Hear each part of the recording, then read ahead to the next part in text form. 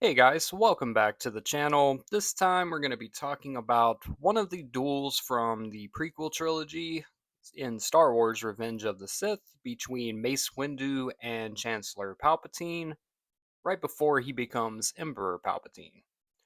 This duel is infamous for a lot of reasons, from the rather over exaggerated facial expressions from the characters during the fight, to the clunky choreography, the very swift death of the Jedi that accompany Mace Windu to the conflict. And the reason we're talking about this fight is we want to go a little bit behind the scenes today and just kind of dive into all the different versions of this duel that were proposed before we got the final version. And we're going to be using some information from Nick Gillard, who was the choreographer for the prequel movies, as well as the Revenge of the Sith novelization by Matthew Stover, a phenomenal book that really gives a lot more context to the fight.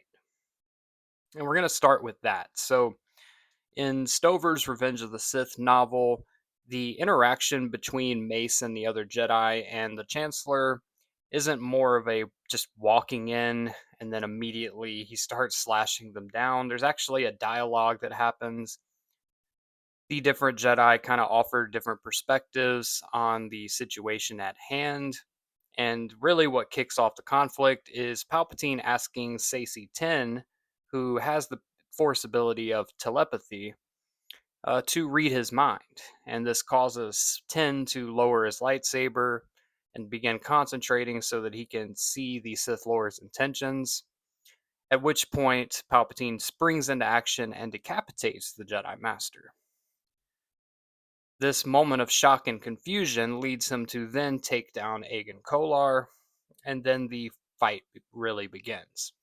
What's interesting in this version, Kit Fisto actually lasts a lot longer than in the film, all the way up until basically right before Anakin arrives to the Chancellor's office. And he actually witnesses the moment of Kit Fisto's death by seeing the green lightsaber color fade out. And then upon entering, he sees the decapitated head of Kit Fisto laying on Palpatine's death, flashing that signature Kit Fisto smile. Obviously, this would have been really cool to see in the movie and definitely would have made the Jedi Masters that come with Windu to the office not look so incompetent to where they get cut down so fast and so easily. But I think for the sake of the movie, it was probably better that this was trimmed down. Um, I think it was done in a way to just show exactly what Mace Windu would be dealing with, how powerful Palpatine was at that point. And I don't think it was ever intended for that version to make it into the film. However, I do think there were a couple things that were intended and made it later into production, such as Kit Fisto lasting longer in the fight. I think that was a later decision where they took him out very early on. There was also an early version where Anakin was present much earlier during the scene, practically from the beginning, and Palpatine would actually use Anakin's lightsaber during the duel. And you can actually see during some shots that the lightsaber hilt Palpatine is wielding is actually Anakin's. It's just been color coded over with the red blade, which is interesting. But I think they made the right decision in having Anakin come in later. You know, he walks in at the perfect time where it looks like Palpatine is defenseless, Mace Windu is the aggressor.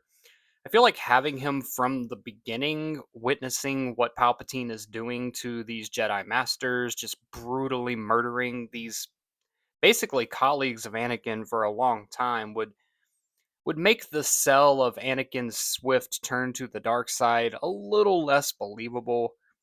You know, obviously Anakin is very conflicted at this point and, trying to save Padme. He's been manipulated by Palpatine for all this time, but having him be there from the beginning of the fight, I think cheapens that moment. So I think that was the right decision. And from Nick Gillard, some of the early footage from the test fights with Mace and Palpatine are actually available on YouTube. You can check those out. And it actually shows a much more aggressive, acrobatic fight with the stunt doubles, and it's ultimately better than what we got in the final product. I hate to say, it is a cool fight for what it represents, and seeing Mace Windu with the purple and Palpatine with the red is a very iconic fight scene, but I think it was one of the weaker fights choreography wise that we got in the prequel trilogy.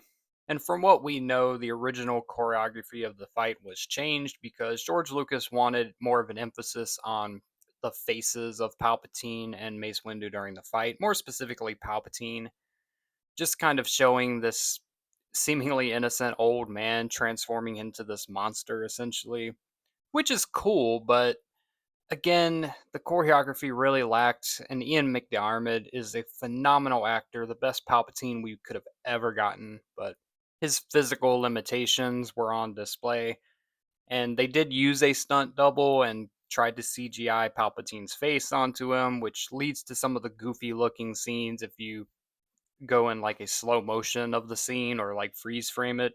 You can kind of see it's pretty obvious. It's not the best CGI in Star Wars, but there was also another version where, and this is in the Revenge of the Sith video game, where the idea was floated to have Anakin and Mace Windu fight after Palpatine is essentially quote unquote defeated. And at that moment, winning that fight is where Anakin would strike down Windu. Again, that was changed and it was made more so to where Anakin didn't necessarily kill Mace Windu, he just rendered him defenseless to where Palpatine then finished the job. And again, as cool as a Mace and Anakin fight would have been, I like that decision as well. And I think it made the scene that much more dramatic. It was very well played, and I like the way it turned out. Would have liked to have seen the additional context with the Jedi and their interactions with Palpatine, but I can understand why that was left out of the film. But yeah, those are a few versions of the fight. There's another time and another place where we can debate of did Mace Windu really win the fight with Palpatine or not? Very controversial thing, and there's a lot of different opinions about that. But that's another video. And that's going to be it for today. I appreciate you watching. Hit that subscribe button if you're not already so you don't miss out on any of our content. Leave a comment below about which version of the Palpatine Mace Windu fight you would have liked to have seen in the final film. And as always, may the Force be with you. Now let's blow up that like button and go home.